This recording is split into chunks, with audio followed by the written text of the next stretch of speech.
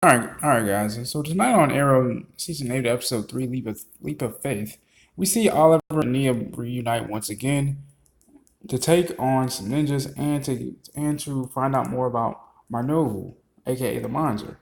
So they have to reach out to old friends. This happens to be Talia Al Ghul. But before they can get to what the information that they need, Talia tells them, "Look, I may not have what you need, but there is a journal that the first Raj Al Ghul, Faith Al Ghul, created. But you have to get the book. But in order to get the book, you have to go through the guards, of course. You have to go through the Legion of Guild, or whatever the hell it's called. And so, or I should say, the League of Shadows or whatnot. So Thea's there with him. Oliver trusts that she can handle herself, obviously.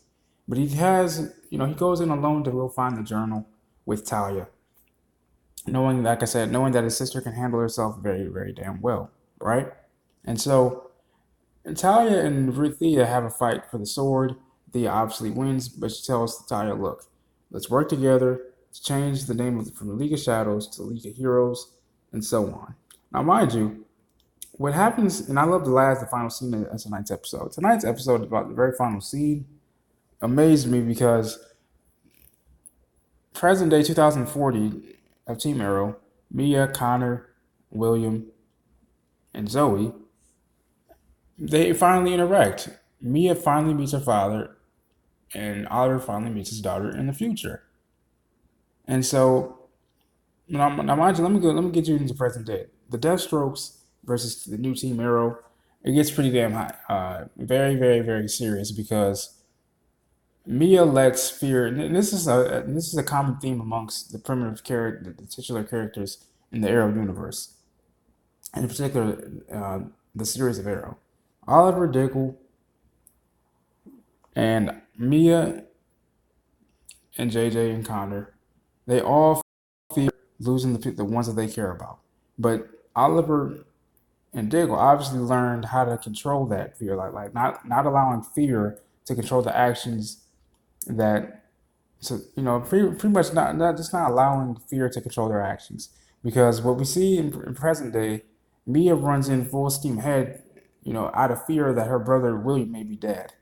But he clearly takes out a few of JJ's goons, the Deathstrokes, and he's safe. But in Mia doing so, rushing in out of fear, we end up losing Zoe, which makes Connor fucking lose it. He wants to kill his own damn brother. Now, I'm gonna stop right there. Does this remind anyone of any damn thing? No? It reminds me of season 4 of Arrow when Andy and Diggle were pretty much fighting to the death because Damien Dark made Andy, which is John's brother, helped Damien Dark. Okay, I'll say this. The parallels between JJ and Connor remind me of John Diggle and Andy having that whole clash right there. You know what I'm saying? And so, if you guys don't know, Damien Dark mind controlled Andy into actually helping him kill Laurel Lance, and Diggle actually ended up having to kill his brother. Now JJ is about to now JJ is about to kill Connor when all of a sudden they get hit by this blinding light. This blinding light is how Mia and Oliver meet each other. So I look forward to next week's episode, as well as Diggle helping his sons squash their beef once for all, getting in Connor's head to stop him to stop his foolishness and so on, right? And with that being said, it really makes me think, okay, how is this all gonna go? Because I remember hearing Talia tell Oliver, it's best, the past helps us learn and prepare for the future. And it's best don't try to change the past because so we don't know because we spent so many. Okay, I mean, I know the quote that Talia told Oliver, but I'm trying to find the best way to paraphrase it or quote it, I should say. She said something to the variation of Oliver. Maybe the times that we've failed at attempting to correct the past, maybe that's a sign telling us that we can't that we that we should just prepare for the future, or however the hell she said it. I apologize for butchering that whole damn thing. I'm sorry. Anyway, I think you know next week's episode is really gonna be it's gonna be a lot of revelations, man. Not to mention, this season has really got back to the swing of things.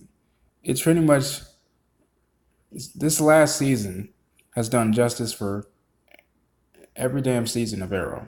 It's pretty much a big callback to season one, man. To tell you the truth, they fell back in love. They fell back in line with a very much with the formula that everyone loved about Arrow in the first place. That made it entertaining. It's like them setting off a bomb. The bomb doesn't explode just like the next episode, and they found that formula again in this season. So I really look forward to what happens next week, man.